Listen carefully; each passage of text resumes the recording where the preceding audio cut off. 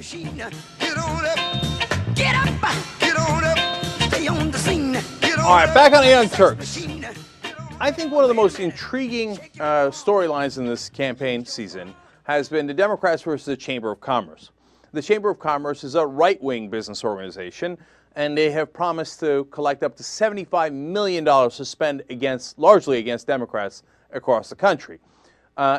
What Think Progress found out is that they've taken $885,000 from 80 different foreign corporations and put it into their 501c6. Now that sounds like, complicated provision, obviously, in the legal framework of how you deal with elections, but it's very, very simple. That's a fund that goes towards political ads, and you cannot take money from foreign companies to run political ads here in the United States. It's illegal. You could take money from foreign companies and put it in what they call the 501c3, but then you couldn't use it for political ads. But they have, okay? So they're busted on that.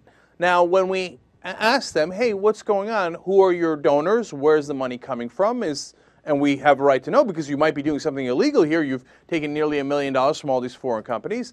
They say, no, you do not have a right to know, and no, we're not going to tell you.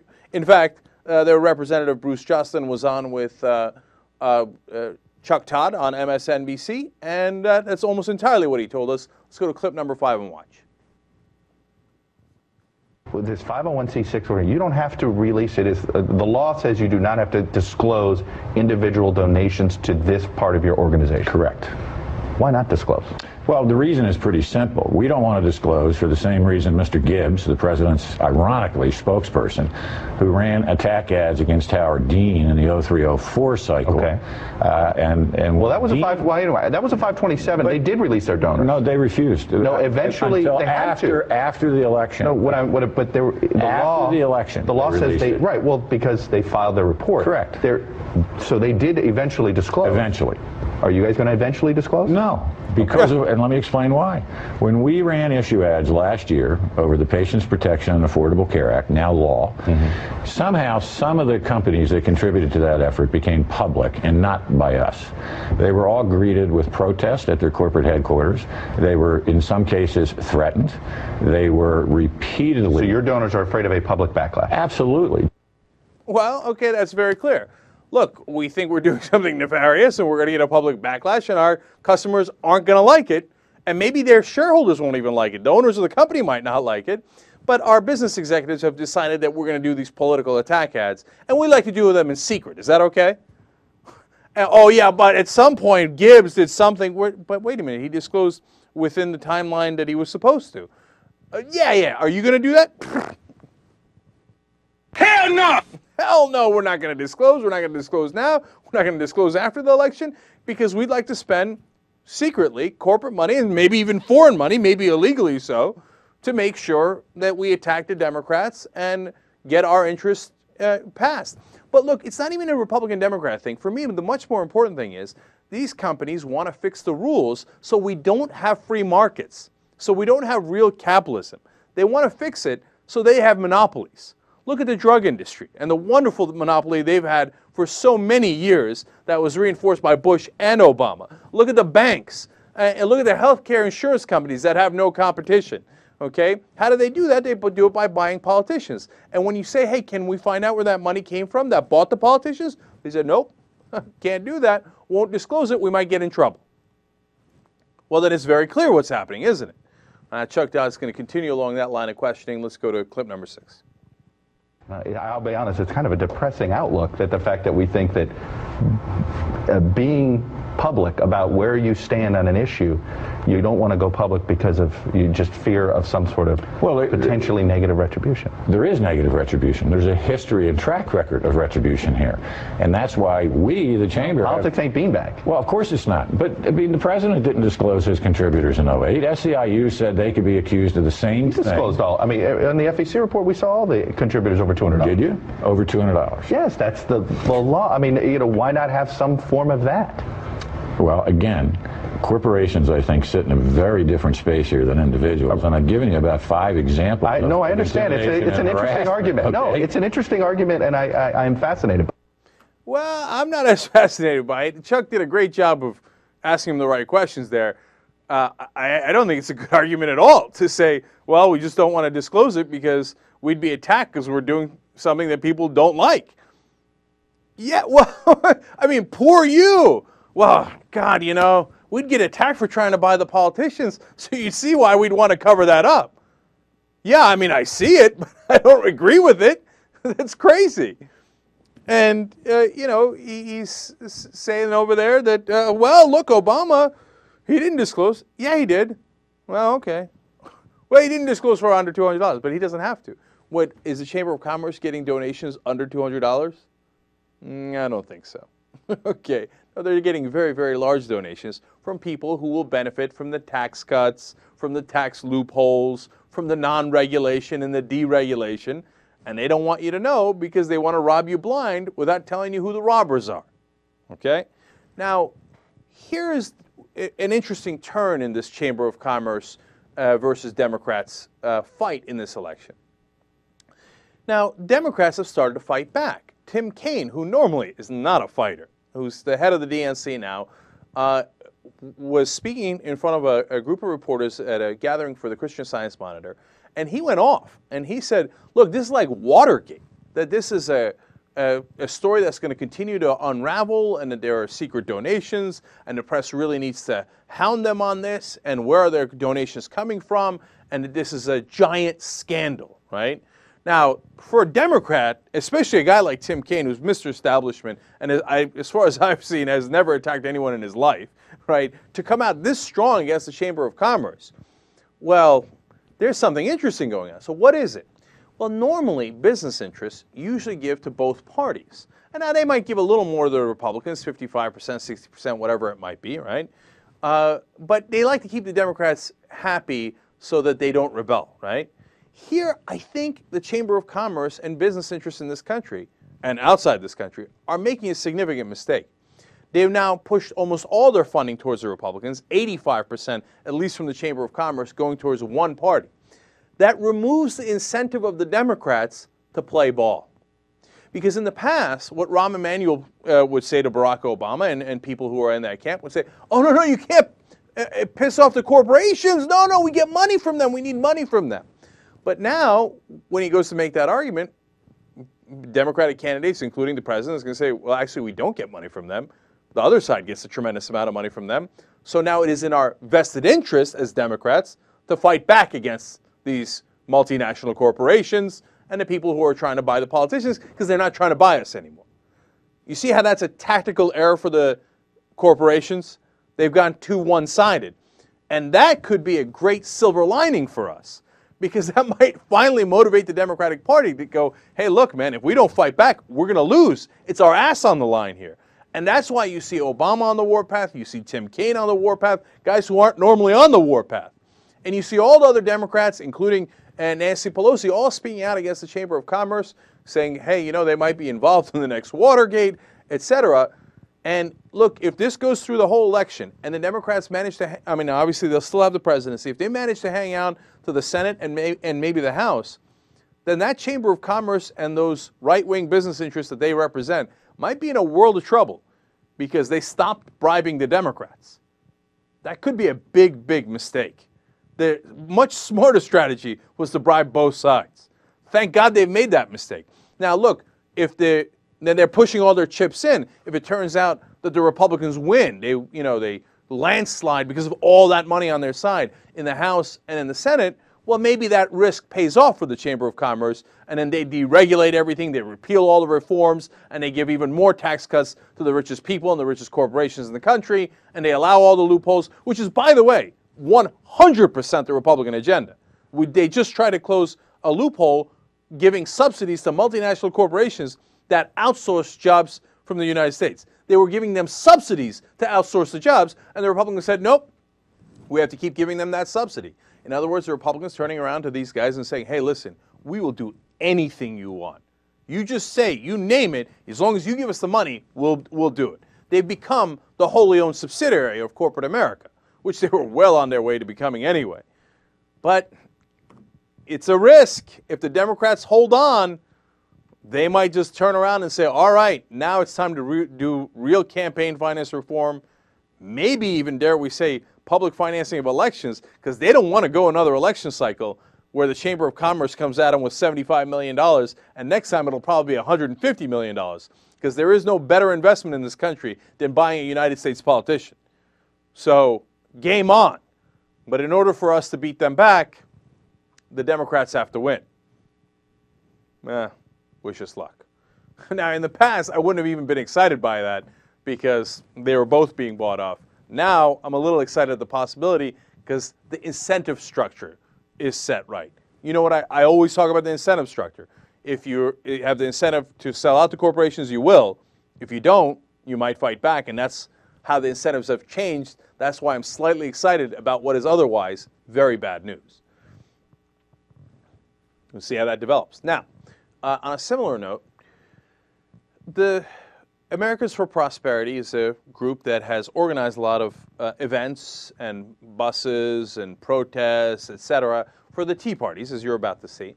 And the Koch brothers started Americans for Prosperity, and they funded it. And Koch brothers are among the richest people in the country. They have the largest privately, I believe it's the second largest privately held corporation in the United States of America. They're billionaires, and they like to keep their money, so they fund these groups to make sure that the top 1% continue to have tax cuts. They fund these groups to make sure that their oil companies don't get regulated and that people think that global warming is a myth so that they can continue to pollute, as their companies have been cited over and over for pollution, right? So they have a deep financial incentive to make sure that there is deregulation, that cap and trade is killed, and that they have lower taxes for themselves. But when asked about this, the Koch brothers came out on the record and said, oh, no, Americans for Prosperity. What name so? No, we have nothing to do with any Tea Parties or anything associated with a Tea Party. Well, funny enough, it turns out there's video of David Koch at an American for Prosperity event, and you'll get to see for yourself whether that's true or not true. Clip number 7.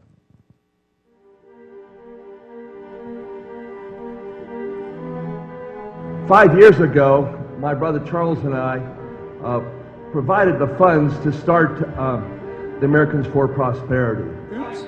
And it's beyond my wildest dreams how AFP has grown into this enormous organization of hundreds of thousands of American citizens from all walks of life, standing up and fighting for the economic freedoms that have made our nation the most prosperous society in history.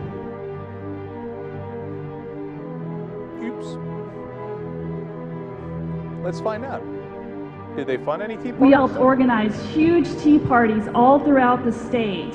And on April 15th, Tax Day, over 10,000 Californians joined us on the steps of the state capitol, and we held one of the largest tea parties in the country. We have led the largest tea party in the state. The largest tax day tea party in the nation on April 15th. Hey folks, we've held 29 tea parties. Organized dozens of tea parties. This is a phenomenal success in my judgment.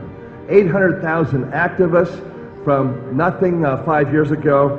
This is a remarkable achievement. And we're being effective in so many different ways.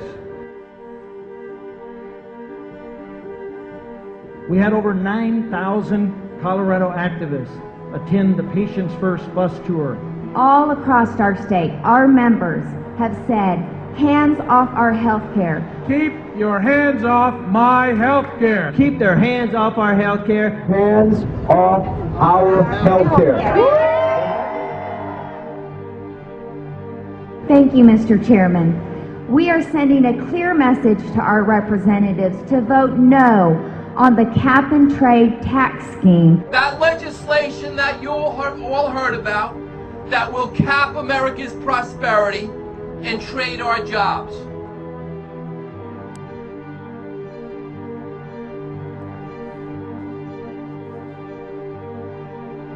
Mr. Chairman, our grassroots efforts are engaged, they're energized, and they're ready to fight for their freedoms.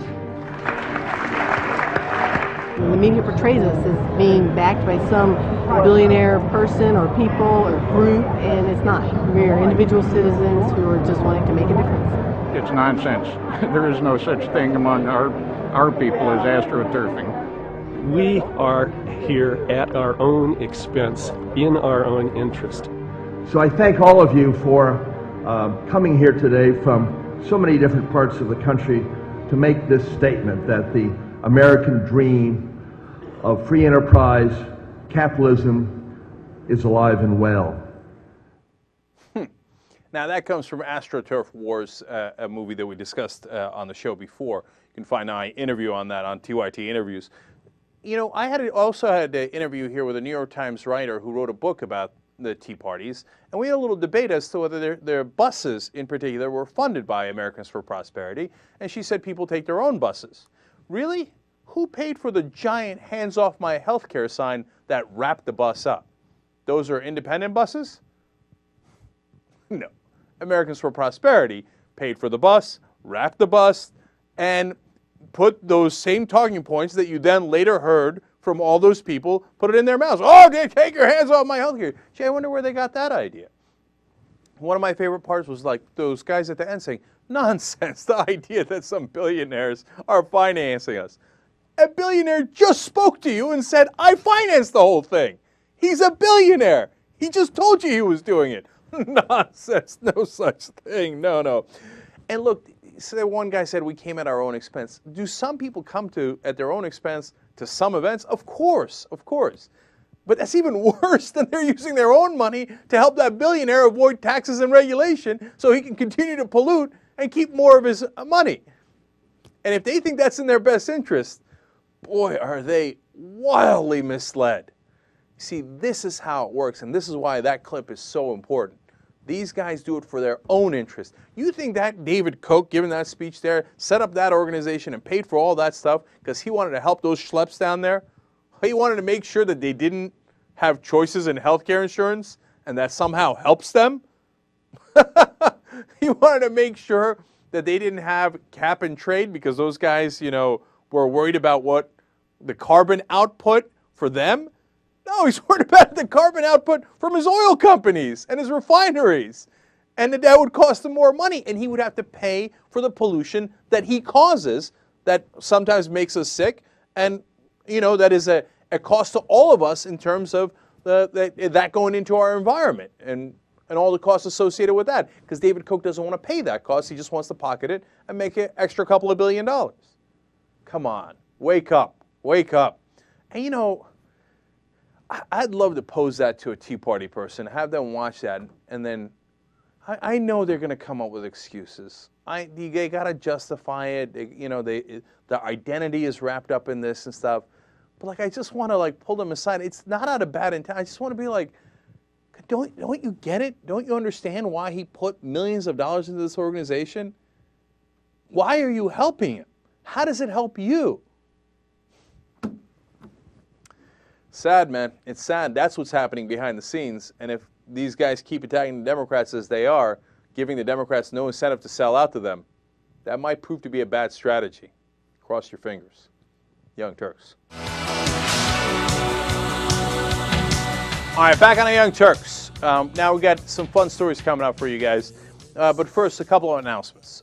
Number one, look, we're doing something called TurkOutTheVote.com. And the reason we're doing this is because there are strong progressives throughout the country, like Senator Feingold, Representative Grayson, Representative Perriello, that have fought for progressive ideals and in tough districts, right? And there's some new progressives that are coming up that are challenging in districts, and if they won, they'd represent the progressive cause better. Now, I didn't pick these representatives, but two organizations that we trust did, Progressive Change Campaign Committee and Democracy for America. Those are two groups that have been fighting for progressives and real progressives and strong progressives for a long time. And they put together a list, and they thought, look, we got to help these guys because now we do all the time criticize conservative Democrats or Democrats who don't fight. Well, but when push comes to shove, we got to back our guys, the guys who do fight, who are strong, right? So I think that makes sense. I don't want to just criticize on the show. I want to be constructive, right? So one way to be constructive is call out the TYT Army and let's make some calls for these people. Because one of the most important things is getting people on the phone, talking to them about why it's important to go out and vote. If you make that personal connection with a voter, you're much more likely to turn out people in the election. And it makes a big, big difference, and it's been proven. That's how Perriello won in a very tough district in Virginia in the first place. Now, the beauty of this is you can do it from anywhere in the country. You join a phone bank from where you are for those specific congressmen. So, for example, if you go to turkoutthevote.com right now, you'll see what the next calling bank is. Like, for example, for today at 6 o'clock, it was for Manon Trivedi, and he's running the 6th District in Pennsylvania. And they have information on him, and you can check him out and see if you want to make calls for him, right? And you can see when the Grayson calls are, et cetera, et cetera. Those calls, they don't cost you anything. It's just a way of volunteering. Obviously, only if you want to. And if you're motivated and you think, hey, you know what? Those guys fought. I want to fight for them. And let's actually do something constructive. Then, you know, it's time to ride. I mean, it's right before the election. This is the time to do it. They're trying to get 500,000 calls made. I think they've made 135,000 calls so far. If you guys can help them to do that, and I'm going to get on the phones at some point, I'm going to do it myself. And if we can all do it together, hey, maybe we help our guys win. And that's much better than just talking about it or anything else that we can do. So time to get their backs. TYT Army, it's time to ride. Okay, so check out turkoutthevote.com. Now, Alan Grace is going to be on the program tomorrow, and he's going to talk to Ben about how, what the latest developments in his race are. Okay, that should be very interesting. Now, tomorrow I won't be here, and check back with the website, Twitter, Facebook, etc., for what I might be doing tomorrow, which could be interesting. I'm just going to leave it right there, okay? Just saying, check it out. Okay, now one other announcement for you guys. I will be attending the 33rd Annual National Freedom from Religious Foundation Convention in Madison, Wisconsin. It's actually happening October 29th to 31st, so at the end of this month. I will be speaking at October 30th. I have apparently won an award for being a kick-ass agnostic. The Emperor Has No Clothes Award, and I'm going to give a speech. And guess what? And here's why it's interesting. I've decided that I'm going to declare a little bit of a war. Uh-oh. Okay. Bill O'Reilly's always talking about the culture wars. I think it's time to get it on. You want a culture war? Let's have at it, Hoss. So I'm going to give that speech on October 30th in Madison, Wisconsin. It's at the Concourse Hotel that this is being held. It's Freedom from Religion Foundation. If you're interested in it, check it out. If you don't like my speeches on religion, you don't want any piece of that. If you do like it, I'm going to bring it. Okay? So tell your friends, tell your neighbors, most especially tell Randy Gonzalez. I'm coming. Okay, so check that out. Now, let's get on with some of the other news of today. There was an assassination plot foiled in Pakistan. Apparently, a group of 7 Muslim militants were going to go after Yusuf Raza Gilani, who is the prime minister, and then they were thinking of targeting the foreign minister, Shah Mahmoud Qureshi, as well. And they also wanted to blow up dams and rivers, etc. They were caught, which is great. Now, here comes the funny part of the story. And yes, there is a funny part to this story. They were thinking of doing bomb and gun attacks, but also using suicide bombers, so doing suicide bombing. And they had a string of events that attacks that they were going to do in a row. I got news for you. After the first suicide bomb, it's harder to carry out the other attacks. Terrorists, what are you going to do with them? Okay. Now, presumably, there were 7 of them. I guess one of them takes the first one, takes a hit pulls the short straw on the first one, and they think they're some sort of super geniuses and they can just lose one guy per event, and they go down the line to all 7 events. I presume that's the plot that they had in mind, but it seems like a pretty bad plot in a lot of different ways. Thank God they didn't even get it off the ground. They were wanted for other cases anyway, and the Pakistani authorities have arrested them. So... and I'm giving them the benefit of the doubt here, but I am picturing their meetings. Okay, now, we all get together. We get all these different targets, okay? First, the son of a bitch prime minister. Then the foreign minister. Suicide bomb him, and then suicide bomb him. And I see, like, Mehmet in the corner. He's like, wait, after first suicide bombing, how we do the second one? I guess they didn't ask that question. Okay. Now, we got our own group of extremists here in the country, not related to that because that's very, very violent, of course. Carl Palladino is, of course, running for governor in New York. He's going to get destroyed. He's losing by 30 points in the polls right now, and it only looks like it's going to get worse. But there's one thing we know about Palladino. He's against the gays, okay? Now, he says that would be a dastardly lie. He just doesn't want them to have rights, and he doesn't want them brainwashing our kids to become gay, and, of course, they shouldn't get married, et cetera, et cetera. And he gave a fiery speech, which we covered on the show, to an Orthodox Jewish group saying he's, and hell no, he wouldn't go to a gay rights parade. He doesn't want anything to do with those folks, except it turns out that he rented out space to 2 different gay bars. Of course. Will he take their money? Of course he will.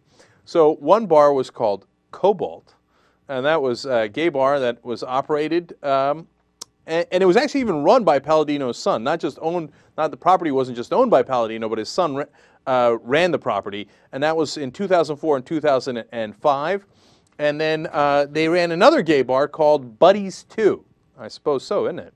And Buddies 2 says that everybody was welcome there, and no matter what your sexual orientation was, no matter what your proclivities were, everybody was welcome at Buddies 2. They even did a float at a gay rights parade, which we know Palladino wouldn't be caught dead. Okay, so that was fun for everybody.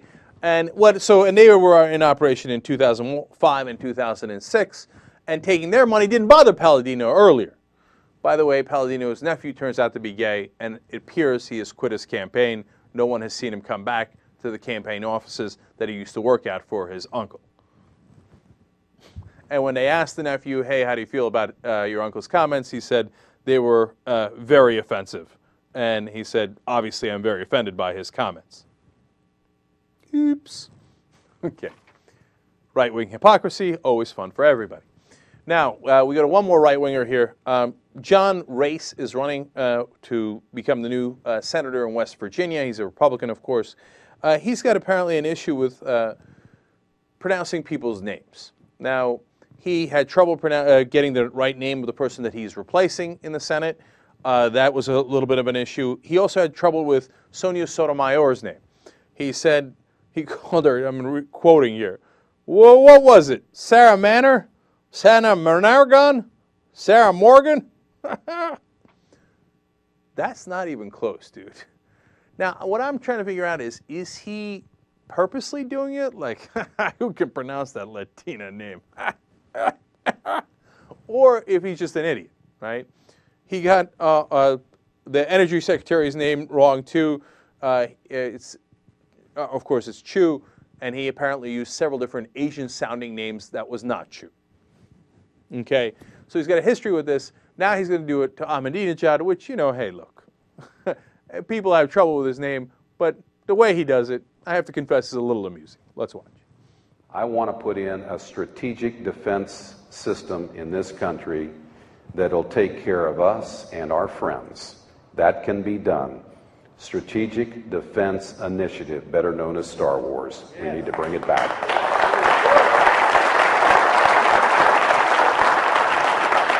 You do not negotiate with people like, I have a hard time pronouncing this, really? Armadajong. Armadangadingo. Help me. Ahmadinejad. Remember, I'm not a career politician. Remember, I'm not smart. Look, I don't know if he's doing it on purpose. Armadillo Ding Long? Sarah Morgan for Sonia Sotomayor? Come on, man. That's a reason. So, JR, is he just like purposely, slyly being racialist here? Yeah, it's obvious. I think so. You think it's obvious? Easily, yeah, because it's the same thing he keeps doing. John Chu, Sonia Sotomayor, and Ahmadinejad. Come on. He hasn't said John Smith. I don't know how to say this. Smith? It's It does seem to be a pattern here. Okay. Maybe he's a name, he's a mental midget when it comes to names. But I'm not sure that's a ringing endorsement either if you're running for the United States Senate. Bounds of reason, but apparently he's a Republican. So that went out the window a long time ago. All right, we'll be right back. Young Turks. Good with words, but I'm worse. But they started out a joke of a All right, back on the Young Turks. In the next hour, by the way, if you're watching live, I'm going to take calls. So, get ready, okay? You're coming. You're coming, and I'm going to tell Randy Gonzalez. All right, let's do it. What's next? All right. Rapper T.I. actually convinced a suicidal man to come down from an Atlanta skyscraper and not kill himself. Well, that's very, very nice of him. Yeah, this is an incredible story. So what ended up happening is a man was on a 22-story office building. He was threatening to jump off. And, you know, this story was on the radio, it was on the news, and T.I. heard about it, and he actually rushed over to the scene and tried to convince the guy not to jump. So he told the guy, you know, stacks on deck, Patron on ice, we can pop bottles all night. We can do whatever you like. I don't think that's what he told. I believe I've heard that somewhere before, but I'm not sure that's what you tell a guy who's about to commit suicide. Although that might work on me. I'd be like, hey, you know what? That's a compelling argument. Okay, now what did he tell him in reality? In real life, this is his quote that he gave to the AP. I told him it ain't that bad. It'll get better. To put the time and effort into making it better. I just reminded him, know that I know. It looks bad right now, but it can be turned around. I'm with T.I. on that, man. You know, look, here's the thing about life. It has ups and downs, right? You just can't get too bummed by the downs, man. We hit a down period for a long time on this show. But guess what happened? Turns out it goes up, huh? And when you're up, sometimes it goes down. So don't get too cocky either. That's just life, man. But what you got to do is minimize the downs and maximize the ups. And when you're down, committing suicide is not a way to minimize it. Right. Okay? That is not the way to go, man. Just hang in there, hang in there. So now the other cool part of this is T.I. Has to convince him that he's actually there, right? The cops say, hey, T.I. is here and he wants to talk to you. He's like, get out of here, really? He's like, I don't believe you. So what T.I. does is he takes a video of himself on his cell phone, gives it to the cops, they bring it up to him, they're like, see, he's down there. And he's like, oh, cool. And then he said, look, I'll come down if T.I. promises to meet with me face-to-face so we can talk for a little while. And then, you know. Right. And T.I. agreed to it. Now, look, T.I.'s being a good Samaritan and gets him 100% credit for it. Now, also, it ain't going to hurt him in court because he's coming up on drug charges. He was on probation for weapons charges. That'll help him out. And he heard it on the radio, rushed over. But look, credit where credit is due. I don't care why he did it. He gets the credit for it. Right. Now, the other thing is, look, here's a guy helping somebody not to die, right? But we're going to bring the man in on drug charges. Yeah, that's what I was going to say. Let him go. Let him go. Who cares, man? So he was immoral enough for us to put him in jail because he chose to smoke something or not smoke something? But, you know, if you help somebody literally talk him off a ledge, that doesn't count. You don't get anything for that. Okay. How great of an idea is this for, like, to be a normal thing? Like, okay, I don't know how often this happens where someone's literally, like, in a movie. I don't know how many people really commit suicide anymore by standing on a building and saying, I'm going to jump. But apparently this does happen. To where you kind of get a normal guy talking them down, whatever. We're obsessed with celebrities, and we'll do anything for them. If there's a celebrity generally in the area or someone that they know this guy likes, it's like a philanthropy thing to do. Come out and help them out. Who knows? Right. Well, there's two sides of and that. They can give back to the community. Come on. No, I hear you, but that's really interesting. Number one, as soon as I read the story, I got a little worried that the next guy on a ledge is going to be like, all right, J-Lo, otherwise I'm not coming down. You see what I'm saying? Then J-Lo's on the hook. Now, the thing is, we can't have that you can't negotiate with suiciders. I learned that from Bush. So that's crazy, right? But second of all, think about what JR said. That's such a great point. This guy was going to kill himself. Like, end of this, right? And he changes his mind on such a momentous decision because a celebrity walked by. Right. I mean, you want to talk about the power of celebrities. That's amazing. Crazy. Crazy. All right, one more thing. Show me T.I.'s picture again, Jesus. I think that in this picture, he looks like a combination of Will Smith and Malcolm X. A little bit. What do you think? A little bit. Patron on ice. Pop bottles all night.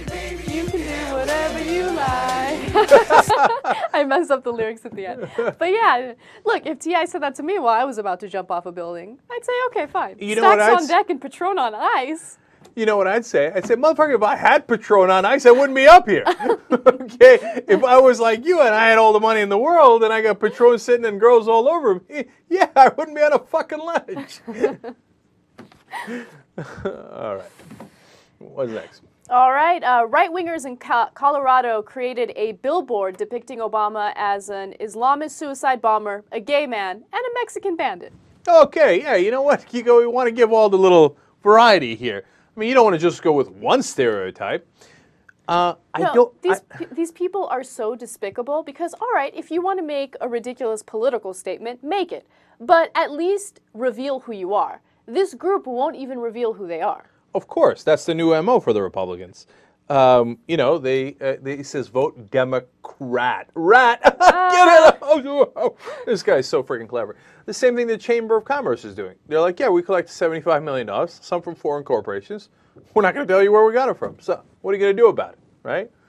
Well, look, the foreign donations could be illegal. Here's what I'd do about it. I'd arrest you, okay? But I don't know if the Democrats have the stones for that, right?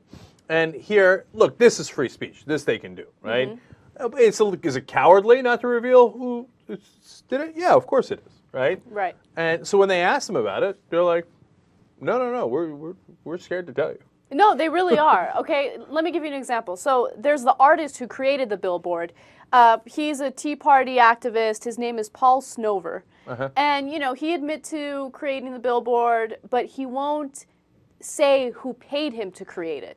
So we don't know who funded this. Even the person who owns the billboard won't reveal the group that funded that billboard. So we have no idea who they are because they're sissies. Oh, damn, she just got in your face, man. Yeah. Are you going to take that? We'll put a billboard with your face on it with you looking like that and a Mexican bandit, too. By the way, it's just so cowardly. Look, yeah. the gay thing, I don't know, just because they have to smear somebody as being gay. Like, there's not even a rumor, nothing about that, but there's just like, he's a Democrat, so he must be gay, right? So I'm amused by that.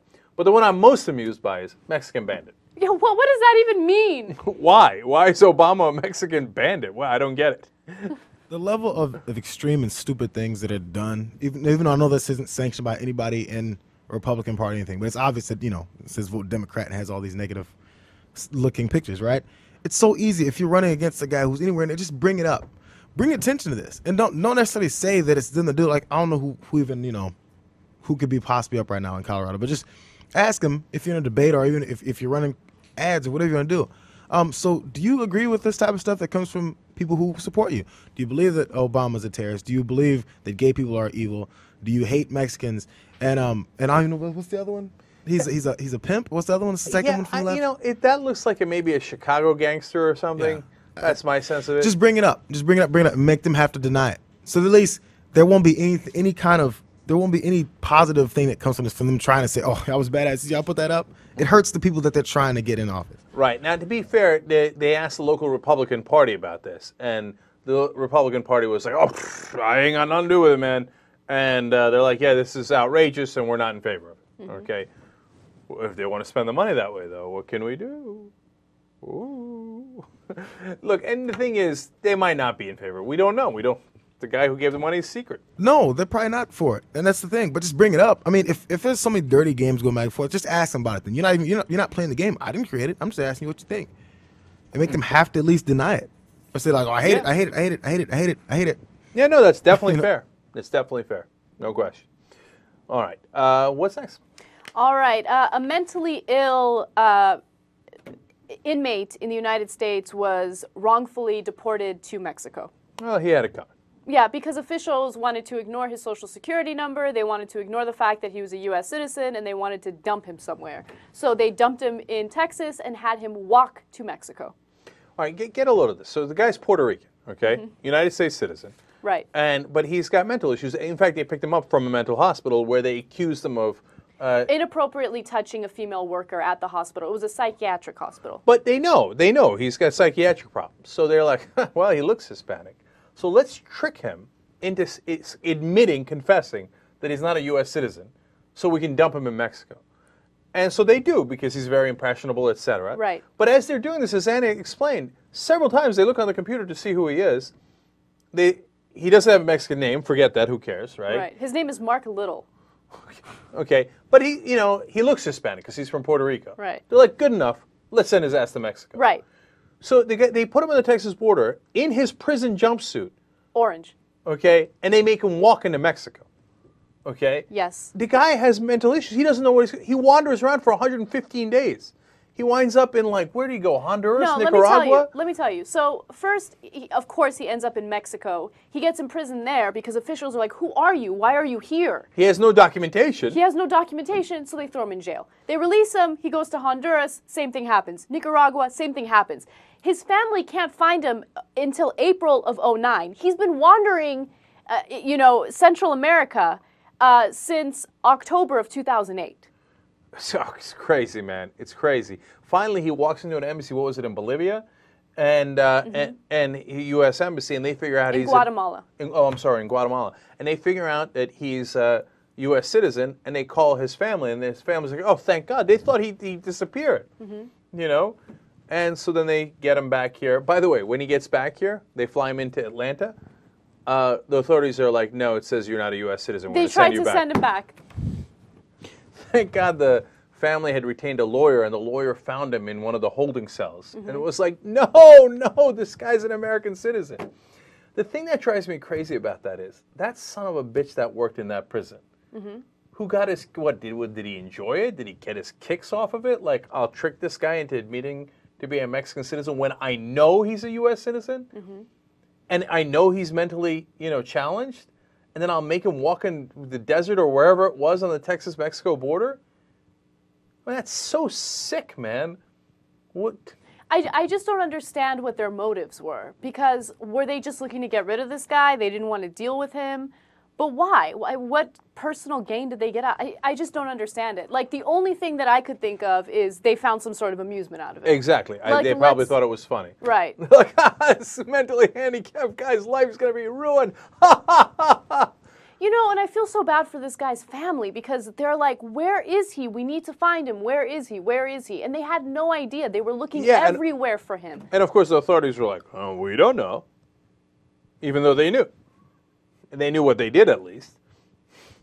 Jesus, man. No, but you know what? You should trust the government. By the way, they say, the conservative, talking point is, oh, the libs love government. It's so dumb, okay? There's no pro-government, anti-government. It depends. What is the government doing? No. Look, I go to this point all the time. How do the liberals like government, but conservatives don't, okay? Liberals don't want the government in our bedrooms. Liberals don't want the government telling us whether or not we can choose. We don't want the government in our personal business. The only time we want government is when they are supposed to do their job, and that's regulate the banking system so they don't fuck our country over economically. In fact, we just want them to be the cops, which is like the simplest form of government. Right. Protect the community, right? But when you ask them to do that one thing, the conservatives are like, no, I want them in your bedroom. I want them to tell you what you can eat, what you can smoke, what you can't. Right. I'm going to tell them all that stuff. But wait, being the cops on the banks? No. Oh, you're hurting us. Oh, stop it. Oh, let the banks go. But no, they're all grassroots. They didn't get that idea from the Koch brothers at all. Not at all, except for the fact that they just listened to the Koch brothers tell them exactly what to say and funded the entire operation. All right, let's do one more here. All right. The eastern half of Long Island has decided to create an animal abuse registry. So you have sex offenders on a registry in the United States. This part of Long Island not only has that, but they have a special registry for those who have abused animals. Okay, and this registry is available for everyone. You can look it up to see if your neighbor is an animal abuser, to see if your teacher is an animal abuser, your physician's an animal abuser. Okay, no, I'm against it. Right. I'm ruling against it. No, because it's a slippery slope. Because here it comes. Then you can look up the robbery abuse people, and then you could look up the, XYZ abuse people, and, and then we're all spying on our neighbors. What did he do? Oh, did you know once that he did this? You know what's next? The self-abuse people. Oh, man. Okay. But what is self-abuse? Yeah. Oh, really? Did you know your neighbor's a self-abuser? No, I draw the line at sex abuse. That's it. No animal abuse. If Michael Vick is your neighbor, he's not going to kidnap and murder your dog. Just calm down, okay? Well, the argument that officials in Long Island are making is that every serial killer starts off by being an animal killer. Yeah. They always make that argument. Look, it's not that it's not bad. It's terrible, right? But I don't want the government in our business that much, right? By the way, you know who used to abuse animals when he was a kid? You? No, No? I never did that. Who? I'm a lib. What are you talking Big Earl? No. George W. Bush. Oh, really? Yeah. How do you know that? What did he do? Oh, there's stories from when he was a kid. What did he used to do? Like shoot the heads off of squirrels or something? Yeah, but squirrels are rodents, so I'm kidding. I swear. Right. But look, I say that a lot of people will hear that and go, aha! You see? And a lot of people will look at that and go, oh, yeah, I mean, the guy became president of the United States of America. I'm not sure we needed a registry for everybody living on Pennsylvania Avenue to be like, oh, do you know who just moved into the neighborhood? An animal abuser. Again, that might have been helpful in that case, but nonetheless, you see my point. Yeah. No, I think I agree with you for the most part. Like, I hate animal abuse. I think those who abuse animals should be punished for it. But I don't like that slippery slope. I don't like the idea of having every crime that's ever been committed online, on the internet. You can search for any person to see what they've done in the past. I just don't want people up in my business. I don't want people to know all the bad things I've done in my life. Yeah, well, that's what I'm worried about at some point. No, because, like, she hadn't done much, but... I haven't done anything. Well, one could argue. But look, everybody's got something, right? So then eventually that's how we're going to be. We're going to be walking by the houses, and you're going to Google it, and you'll be like, okay, this house, okay, the wife once shoplifted, the daughter cuts classes, the husband's a pervy wanker, okay, then move over to the next house. Oh, it turns out same thing. Okay, and then the husband looks at this porn, and then the wife does this. Come on, man, come on, enough. We're already in each other's business enough. We have ruled, so I assume that our ruling will stand. Okay, Long Island will reverse that, obviously. Okay, we'll be right back.